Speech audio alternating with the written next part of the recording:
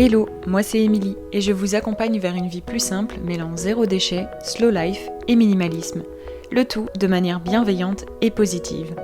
En 2016, j'ai pris un grand tournant dans ma vie en me lançant dans la réalisation de mes propres produits maison. Et tout s'est enchaîné super vite.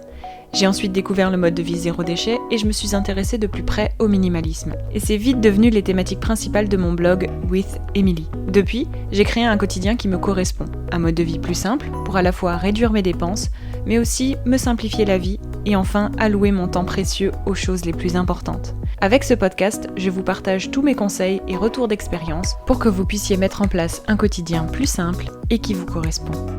Bienvenue dans ce nouvel épisode du podcast Une vie plus simple. Aujourd'hui, on va parler intérieur, maison et rangement. Alors, je ne sais pas vous, mais mon intérieur joue beaucoup sur mon humeur, mon stress, ma productivité, etc. Et lorsque c'est un peu le bazar, j'ai du mal à me concentrer. J'ai donc cherché avec le temps à mettre en place des petites habitudes pour avoir une maison toujours un peu rangée, sans avoir à me tuer à la tâche et devoir passer des heures entières à tout ranger, à tout organiser et à tout nettoyer. Et puis, concernant les objectifs de vie plus simple, le rangement de son intérieur est important car chaque chose doit avoir une place tout en n'encombrant pas votre intérieur en même temps. Ça permet de faire donc un tri de manière assez passive et pourquoi pas vous donner envie de désencombrer de manière peut-être un peu plus complète. Dans cet épisode, j'avais donc envie de vous partager mes 10 conseils pour une maison toujours propre et rangée pour que vous puissiez adopter celles qui vous correspondent le mieux. Premier conseil, on commence par quelque chose d'assez simple, c'est de faire son lit. Alors, rien de mieux, selon moi, que de commencer la journée par faire son lit. Parce qu'un lit défait, ça donne tout de suite l'impression d'une maison non rangée. Et en soi, il faut seulement 2 minutes, voire moins, pour bien tirer les draps et tapoter dans les coussins. Personnellement, encore une fois, ça me donne tout de suite un regain d'énergie. On va pas se le cacher, parfois faire son lit, c'est un sport, aussi. Mais ça me donne aussi un sentiment de satisfaction parce que j'ai l'impression d'avoir été productive dès le réveil ou juste après le petit déjeuner par exemple. Deuxième conseil pour avoir une maison toujours un peu propre et rangée, c'est d'avoir votre propre routine lessive. C'est une très bonne habitude à avoir, le mieux est de décider d'un jour ou plusieurs selon vos besoins, si vous avez une famille plus ou moins grande, si vous vivez seul, en couple, etc. Ça joue beaucoup. Mais décidez d'un jour de la semaine durant lequel vous faites votre lessive. L'important, c'est également de se forcer à l'étendre directement après qu'elle soit finie et de la plier dès qu'elle est sèche. Pour ceux qui utilisent bien évidemment un séchage à l'air libre et pour ceux qui utilisent un sèche-linge, c'est de la plier tout de suite dès que le sèche-linge a sonné. En soi, il s'agit d'une habitude facile à mettre en place qui vous permettra d'avoir une journée lessive en fait, durant laquelle vous avez du linge visible dans la maison et qui vous évitera d'avoir du linge qui traîne tout au long de la semaine en attendant d'être plié ou rangé. Si vous faites tout de suite, vous êtes efficace, ça ne prend pas tant de temps que ça. Et au final, vous allez profiter du reste de votre semaine avec du linge qui n'est pas étendu et qui prend de la place dans votre salle de bain ou dans vos pièces de vie par exemple. Troisième conseil pour une maison toujours propre et rangée, ou du moins au mieux, c'est de classer ses papiers administratifs. Alors une pile de papiers administratifs, ça peut faire tout de suite bazar. Et la bonne habitude à prendre selon moi, c'est de classer tout de suite ses factures, ses fiches d'impôts et autres papiers administratifs dès qu'on les reçoit. Pour ça, vous pouvez avoir un classeur, une boîte d'archives, des dossiers suspendus, etc. Enfin bref, ce qui vous correspond le mieux. Le plus important dans tous les cas, c'est de pouvoir s'y retrouver facilement et d'avoir un stockage dédié aux papiers administratifs pour ne pas les laisser traîner partout. Vous pouvez aussi avoir un système de papier administratif traité ou à traiter, mais tant que c'est rangé, tant que c'est organisé, ça fera d'autant moins bazar chez vous. Quatrième conseil, quatrième astuce, c'est encore une fois, comme pour la lessive, de ranger tout de suite la vaisselle. Alors ça fonctionne que vous fassiez la vaisselle à la main ou que vous ayez un lave-vaisselle. C'est de ranger immédiatement la vaisselle, directement quand la vaisselle est finie ou une fois que votre vaisselle est sèche ou alors que vous séchez directement votre vaisselle une fois l'avoir faite à la main. Parce que quand on a de la vaisselle qui traîne, ça donne tout de suite l'impression que la cuisine est encombrée. Et du coup, quand on n'a plus de vaisselle qui sèche, ça donne l'illusion d'une cuisine hyper rangée, même si vous avez quelques autres coins un peu encombrés. Et en soi, si vous utilisez un lave-vaisselle, si vous accumulez de la vaisselle propre et sèche, vous n'aurez pas de la place pour la nouvelle vaisselle sale que vous devrez du coup laver et sécher par la suite.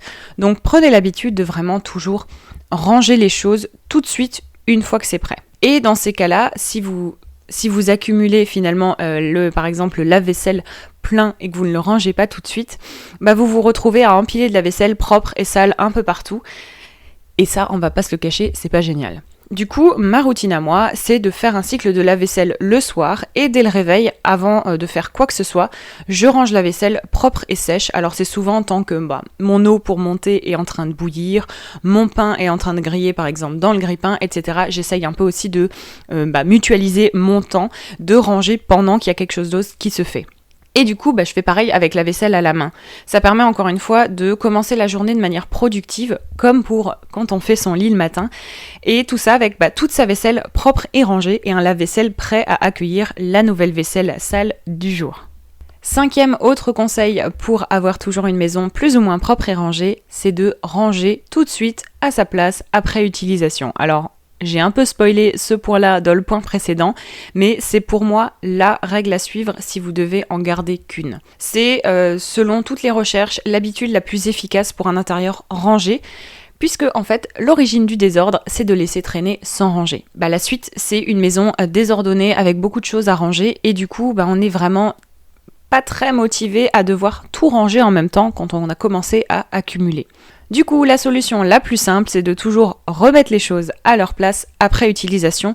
Souvent, ça prend pas plus de temps que de laisser traîner, de le poser sur un meuble, par exemple, qui n'a rien à voir, ou de le poser en chemin, j'ai envie de dire, lorsque vous le laissez au milieu du chemin, sans aller dans la pièce dans laquelle, par exemple, l'objet doit s'y retrouver. Prenez les quelques secondes de plus que ça demande d'aller remettre l'élément à sa bonne place.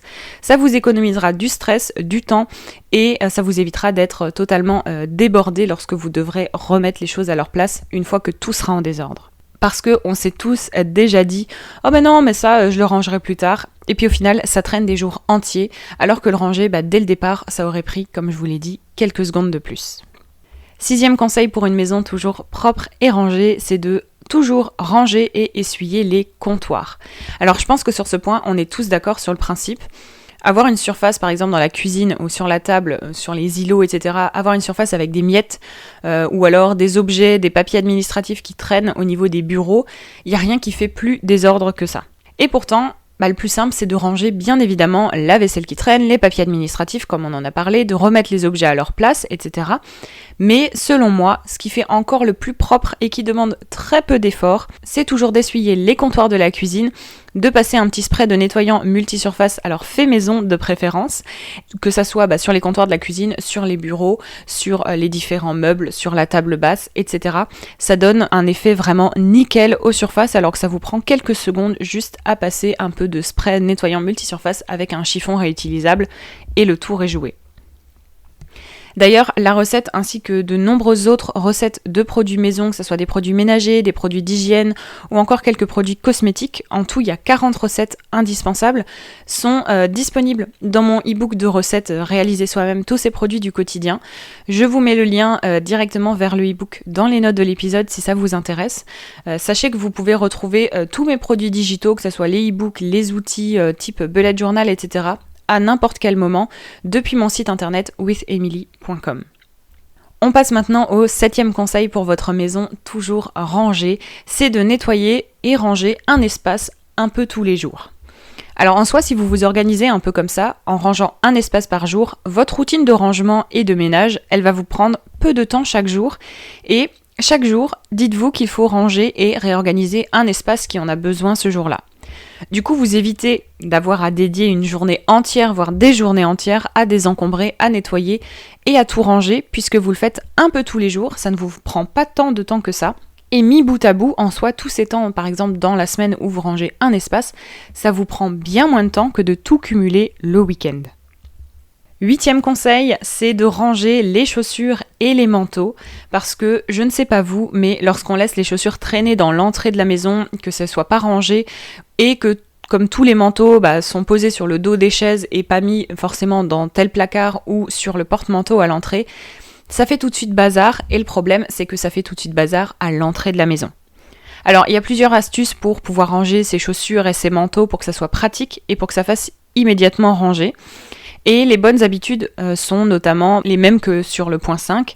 Il faut ranger directement après être rentré et trouver une organisation qui fait que tout a l'air rangé, toutes les choses sont à leur place. Si vous avez encore une fois trop de chaussures ou trop de manteaux, passez par la case désencombrement pour avoir juste le bon nombre de choses qui rentrent dans votre placard et dans votre meuble à chaussures.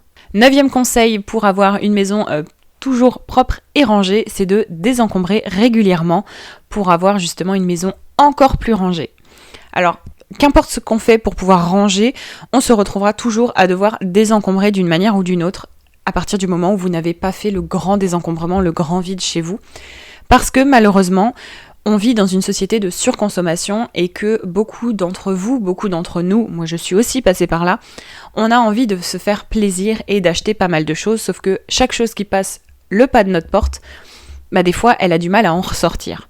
Donc le plus facile c'est de désencombrer petit à petit, ou alors de vous faire un planning de désencombrement et de profiter de plusieurs jours, de plusieurs semaines par exemple si vous le faites de manière étalée pour justement désencombrer votre maison.